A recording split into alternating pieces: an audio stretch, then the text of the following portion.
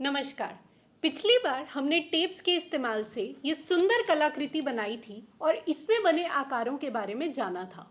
इन्हें पॉलीगन्स कहते हैं और आपका होमवर्क पता लगाना था कि इन पॉलीगन्स के कोनों यानी एंगल्स के जोड़ में कोई संबंध है या नहीं। पहले हम अपनी कलाकृति में त्रिकोण के एंगल्स को देखते हैं। यहाँ हमने इन एंगल्स को माप लिया है और आप भी अपनी कलाकृति में सभी त्रिकोण के एंगल्स माप लें। क्या आपके सभी त्रिकोण के एंगल्स सेम आए? मेरी कलाकृति में तो अलग अलग त्रिकोण के एंगल्स का माप अलग है। अब हर त्रिकोण के एंगल्स का जोड़ देखते हैं। पहले हरा त्रिकोण लेते हैं और इसके एंगल्स को जोड़ते हैं। इनको जोड़ने पर इनका सम 180 डिग्री आ रहा है। अब इस पीले त्रिकोण को देखते हैं। इसके एंगल्स को अगर जोड़ें तो इनका जोड़ भी 180 डिग्री आ रहा है। और अब इस ब्राउन ट्रायंगल के एंगल्स को अगर जोड़ें तो उनका जोड़ भी 180 डिग्री आ रहा है।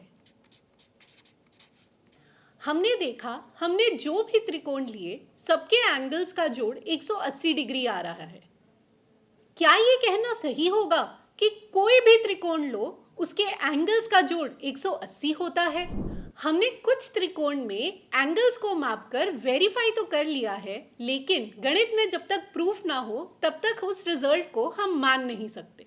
प्रूफ के लिए एक त्रिकोण ड्रॉ कर लेंगे। त्रिकोण की इस साइड के समानांतर यानी पैरेलल एक लाइन बनाएंगे जो इस वर्टेक्स से पास होगी। इन दो लाइंस के बीच इस टेढ़ी लाइन से एक जी आकार बन गया है। इस आकार को अगर इसके केंद्र की ओर 180 डिग्री घुमा दें तो फिर से वही आकार मिल जाता है। मतलब ये लाल और हरे एंगल्स आपस में समान हैं। जी में बन रहे ये दो एंगल्स को ऑल्टरनेट एंगल्स बोलते हैं और पैरेलल लाइंस में बन रहे ये ऑल्टरनेट एंगल्स हमेशा इक्वल होते हैं। ऐसे ही इन दो पैरेलल लाइंस के बीच ये ऑल्टरनेट एंगल्स भी बराबर होंगे। क्योंकि तीनों एंगल्स एक लाइन पर हैं और एक लाइन पर एंगल्स का माप 180 डिग्री होता है, इन तीनों एंगल्स का सम भी 180 डिग्री होगा। इसलिए इस ट्रायंगल के तीनों एंगल्स का सम 180 होगा।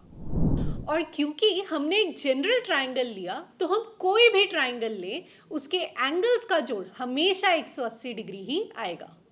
अब चौकोण, पंचकोण या षटकोण कोई भी पॉलीगन ले तो क्या उसके एंगल्स का जोड़ भी 180 डिग्री होगा या कुछ और होगा?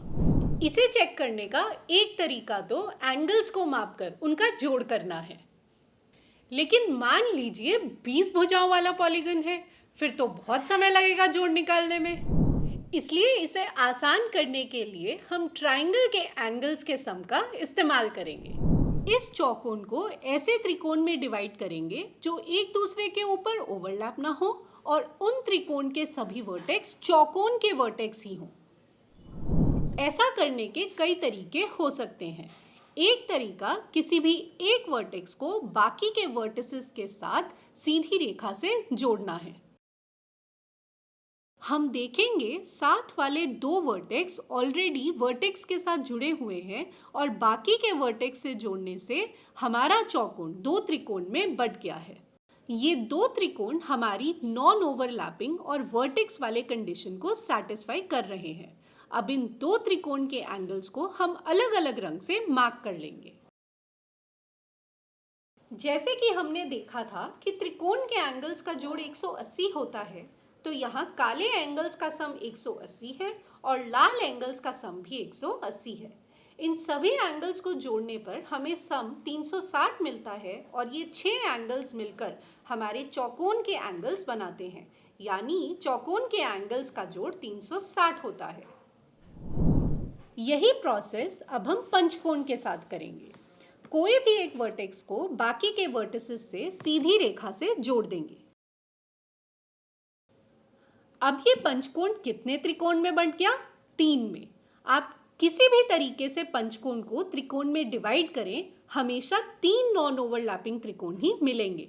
इन 3 त्रिकोण के एंगल्स को मार्क करके ऐड करने पर हमें सम 540 मिलता है, जो पंचकोण के एंगल्स का सम है। ऐसे ही षटकोण को नॉन ओवरलैपिंग त्रिकोण में डिवाइड करने पर 4 त्रिकोण मिलते हैं। तो हमने देखा चौकोन 2 नॉन ओवरलैपिंग त्रिकोण में बटा, पंचकोण 3 में और षटकोण 4 में। क्या लगता है सप्तकोण 5 त्रिकोण में बटेगा? और अगर 20 साइड्स वाला पॉलीगन होगा तो वो कितने त्रिकोण में बटेगा? अगर ध्यान से देखें तो किसी भी पॉलीगन में जितनी साइड्स हैं उसमें नॉन ओवरलैपिंग त्रिकोण की संख्या 2 से कम हो जाती है।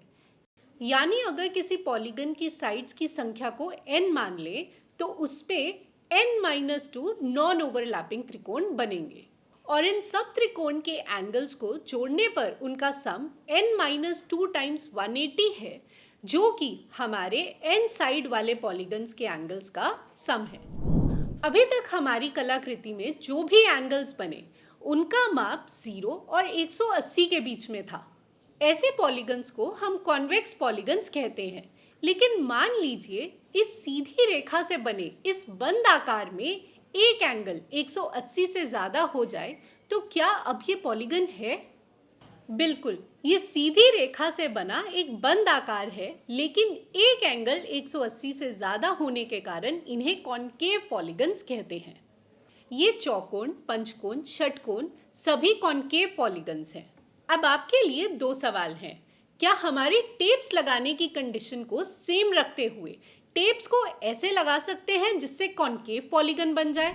अगर हाँ तो चित्र बनाकर शेयर करें, और नहीं तो सोचें कि किस कंडीशन को बदलें ताकि हमें अपनी कलाकृति में कॉन्केव पॉलीगन मिल सके। दूसरा सवाल ये है कि क्या कॉन्केव पॉलीगन्स के एंगल्स का सम भी वही होगा जो कॉन्वेक्स पॉलीगन के एंगल्स का था?